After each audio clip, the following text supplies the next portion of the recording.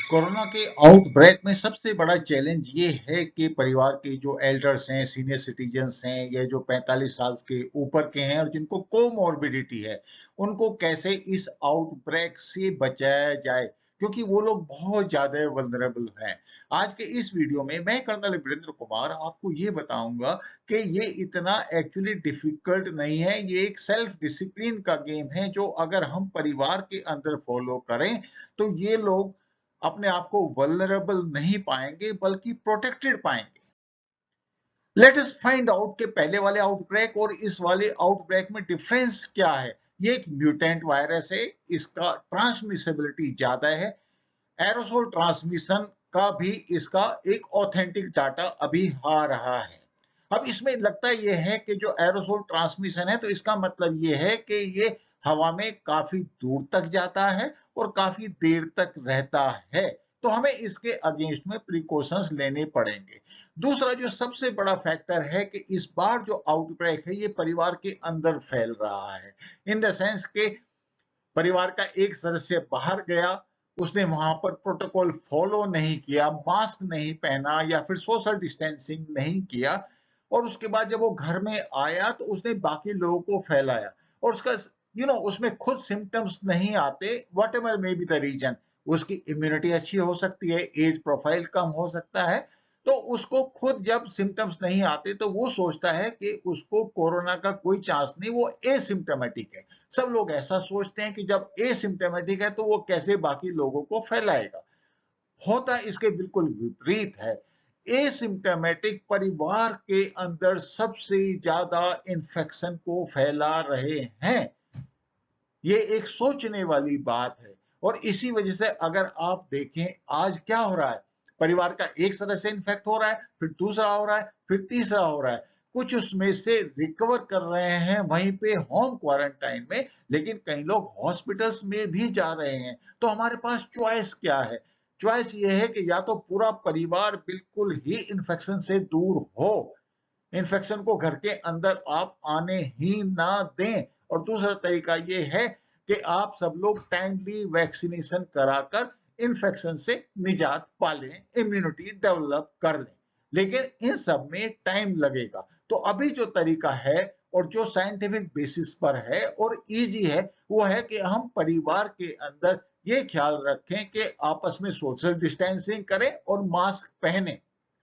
और जो लोग परिवार के बाहर जाते हैं, स्पेशली जो यंगर लोग है, उसको बहुत बहुत केयर लेनी पड़ेगी कि वो बाहर से इंफेक्शन ना पिकअप करे। तो इस बात का क्या साइंटिफिक प्रूफ है कि जो लोग मास्क पहनते हैं वो अपने आप को इस इंफेक्शन से दूर रख सकते हैं। बस इसी बात पे मैं आपके साथ आगे बढ़ूंगा। अब आप देखिए, north Carolina department of health and human services ने रिस्क असेसमेंट किया मास्क और सोशल डिस्टेंसिंग के ऊपर, स्पेशली इंडोर एनवायरनमेंट में, यानी कि फैमिली एनवायरनमेंट में। इस बार के आउटब्रेक में सबसे ज्यादा जो डेंजरस सिचुएशन हो रही है वो ये हो रही है कि परिवार के अंदर इंफेक्शन फैल रहा है। मैं इस बात को रिपीट कर रहा हूं जानबूझ के, और साथ में मैं अब जो आपसे बता रहा हूं कि देखिए, आप रिस्क असेसमेंट अगर आप ढंग से करें तो आप इस आउटब्रेक से दूर रह जाएंगे और उसके बाद आप अपने इम्यूनिटी डेवलप कर दीजिए, इतना टाइम आपको मिल जाएगा। तो आपने करना क्या है, अब आप देखिए, मास्क पहनना है तो रिस्क कैसे आता है।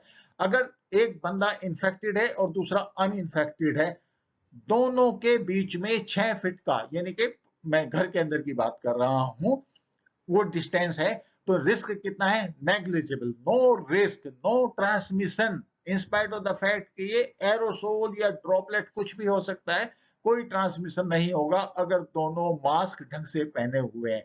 अब आप दूसरी सिचुएशन देखिए, अगर दोनों ही मास्क पहने हुए हैं लेकिन डिस्टेंस मेंटेन नहीं कर रहे तो रिस्क कितना है? 1.5%, बहुत कम है। अगली सिचुएशन में आप आइए, infected person is wearing mask, तो रिस्क कितना है? 5%। ये नहीं कि जो लोग जरा से भी अगर उनको लगता है कि हाँ कोई चांस है उनका पॉजिटिव होने का, या आरटीपीसीआर के थ्रू या सिम्टम्स के थ्रू, उनको मास्क पे एकदम स्विच ओवर करने वाला है। तो अगर इन्फेक्टेड पर्सन मास्क पहनता है तो दूसरे को ट्रांसमिशन की पॉसिबिलिटी कितनी है? जस्ट 5%। अच्छा, अगर आप देखें अनइन्फेक्टेड पर्सन अगर मास्क पहन रहा है, यानी कि इन्फेक्टेड पर्सन मास्क नहीं पहन रहा है, तो उस हालत में जो प्रोबेबिलिटी ऑफ इन्फेक्शन है वो बढ़ जाएगा, रिस्क 30% है।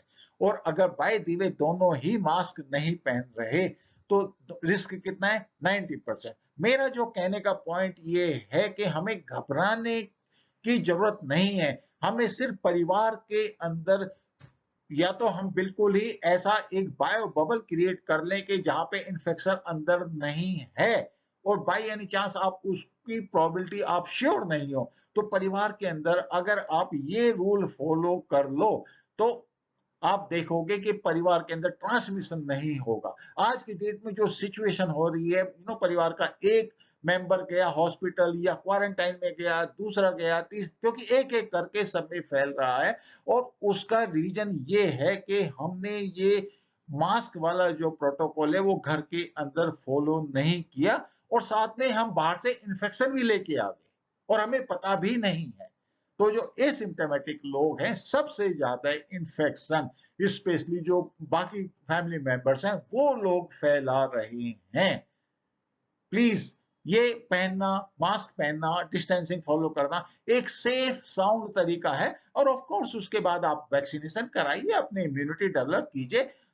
इस बीमारी से लड़ने का और कोई भी तरीका नहीं है, हमें ये फॉलो करना है, घबराना नहीं है, हम कोविड को हरा सकते हैं।